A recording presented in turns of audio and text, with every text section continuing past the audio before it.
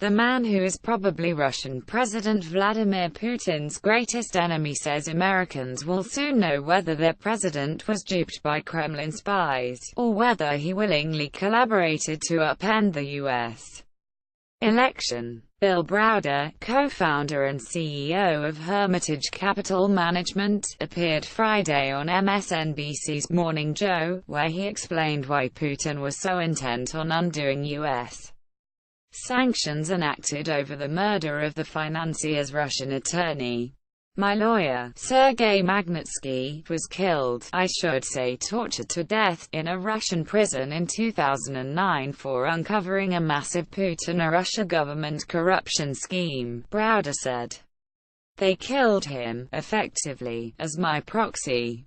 They killed him because he worked for me, and that's a big responsibility.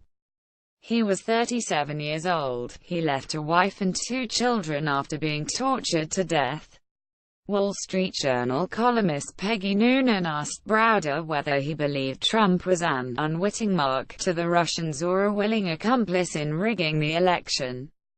It's impossible for me to put myself in the mind of Trump or the people close to him, Browder said. I'm just sort of slowly looking at the pieces of the puzzle being put together. I know for sure what the Russians wanted, and I do not know how the Trump camp reacted.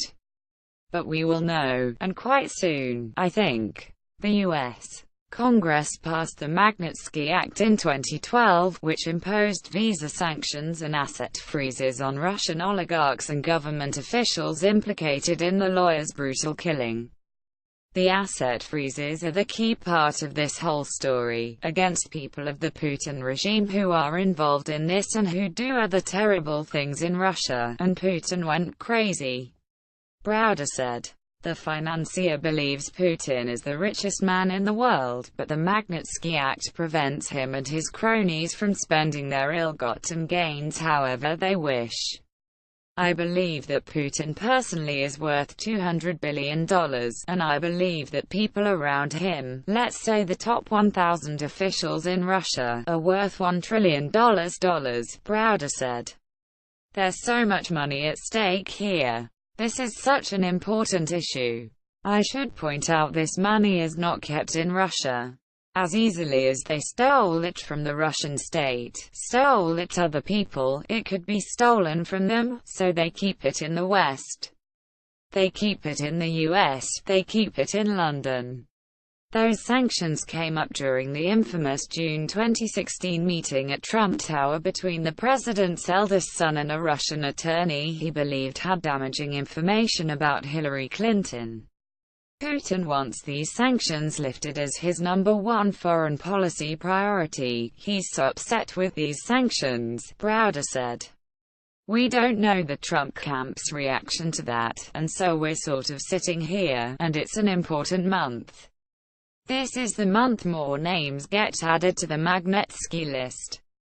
Trump will either do that, as it's scheduled in the law, or not, and this is a significant moment. Browder said there's no chance that Russian attorney, Natalia Veselnitskaya, was not acting as Putin's agent at the campaign meeting. Most importantly, we have the evidence she was working closely with Yuri Chaika, who's the general prosecutor of Russia, the equivalent of the attorney general, who is Putin's main enforcer, and many other things as well. Browder said. So she was an agent for Vladimir Putin showing up in Trump Tower, that's for sure, and what she was asking for is also for sure, which is the repeal of the Magnitsky Act. What we do not know is the reaction to her request.